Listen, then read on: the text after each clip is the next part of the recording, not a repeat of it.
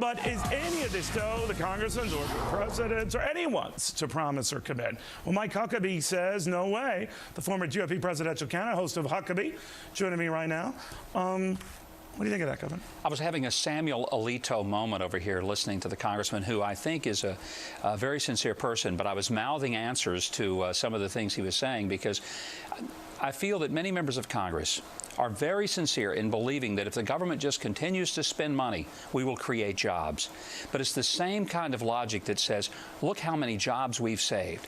When the vice president says we've saved 1.5 million to 2 million jobs, I want to say, you know what? By that standard, I saved the New Orleans Saints victory last week.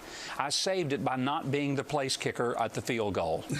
And that's how ridiculous this is. Here's the fact. The reason that people aren't hiring is because, A, the credit market is so tight that many small businesses can't get loans for their floor plan, meaning their inventory, to stock the shelves.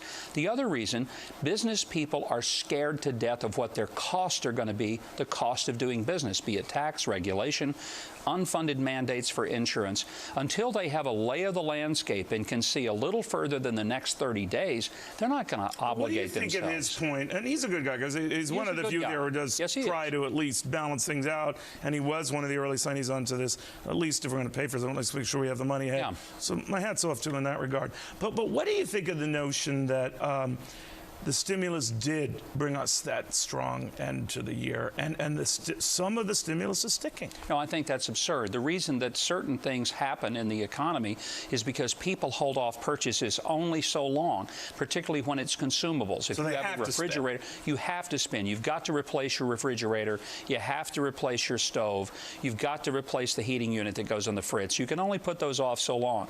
That's why there's going to be a necessary uptick in the economy from time to time, even in a bad economy, out of sheer necessity. But, you know, there's going to be an argument made now with this administration under duress in the polls at this point in its presidency, as there was to the Reagan administration roughly at this point in its presidency. Give us time.